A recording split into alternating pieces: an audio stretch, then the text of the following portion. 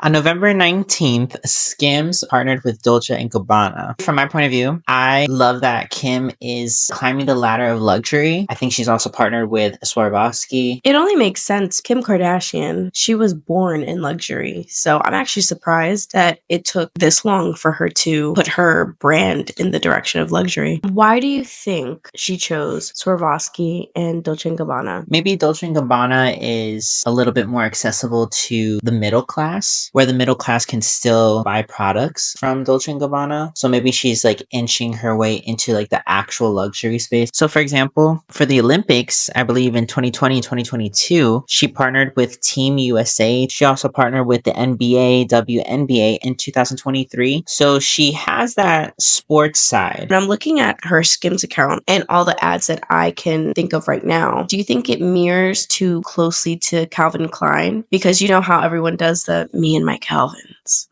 And she's getting celebrities, just like Calvin Klein does, to be in her product, which is obviously a great direction to go in, especially if you're building your credibility. But how do you think she's differing from Calvin Klein? That's fair. I think her brand, from some research that I did, she has more sizes than other brands. For example, her Skims line offers a 4X. Maybe that's a little bit more inclusive. I've seen a couple of advertisements where she's showing different bodies using the brand, where Calvin Klein, from a lot of their advertisements, they present pretty. They present like the sculpted body. I always think about like the Mark Wahlberg famous Calvin Klein ad. Marky Mark. But I don't think throughout their years, I necessarily saw a like focus on differing bodies. But when I looked at Skims, I remember she did an athleisure line for Team USA, but she also included the Paralympians. So she was showing disabled bodies as well, which I think is really smart. I don't necessarily see that as emphasized in Calvin Klein's, or unless I haven't seen any advertisements, if I find some, I'll include them in the video. But I think with Skims, she has a lot more body inclusion. So would you say she helps diversify beauty? I don't think it's her mission, but as a businesswoman, I'm sure she knows diversity is what's going to sell. I agree with that because you know how there was this whole divide when Miss Rihanna came into the picture with Fenty and her like Savage X Fenty line. Her shows overshadowed Victoria's Secret shows. And then all of a sudden, Victoria's Secret was like, hey guys, we're rebranding. We love all sizes and shapes. Rihanna just skyrocketed from there because then you could see Victoria's Secret being like a pick-me girl because it took another brand to accept and also promote different body shapes, promote different skin tones. And I think that was her mission for sure. She also offers male boxers, right? Or male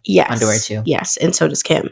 There you go. So Victoria's Secret was in a panic. Now Calvin Klein, traditionally we just see like the black and the white boxers, underwears, bras. Kim relies heavily in her aesthetic and love for neutrals, like a neutral palette. But when you look at her Skims page, you can really see how she builds a scene around her products versus Calvin Klein. You can throw someone in a regular white room and then just get different angles of them in the product because he wants the product to speak more. Kim, however, she takes time to curate a whole photo shoot specifically designed for one, who she picks, and two, what she's putting on their body. And I think that speaks really highly of the Dolce & Gabbana photo shoot. I thought the aesthetic was beautiful. Aestheticing.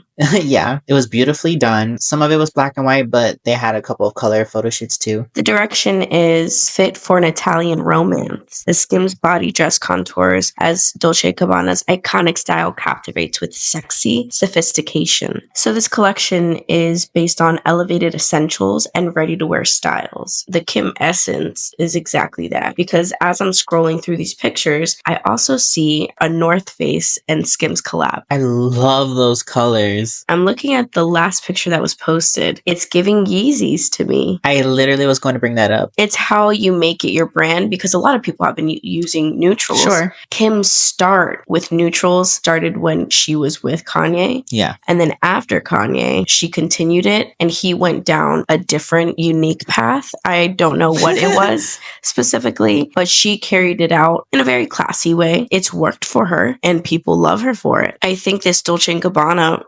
diversified her. It took her out of, oh, I only do neutrals. But I also think she broke away from that image when she dipped her toe into Swarovski as well. She's done so many things that break her away from just being a reality TV star. She has this elegance to her now, in my opinion, with being heavy on being a businesswoman and then also a lawyer. I'm not going to overlook that because that's huge. Yeah. And then she's also doing American Horror Story. Everything that people can think or say about her, I truly don't care. I admire her tenacity. Whether she's afraid or not, you can't tell. She's a boss while doing it. I like that you brought up American Horror Story because I thought her acting was pretty good in that role. Obviously, I think that role is close to home.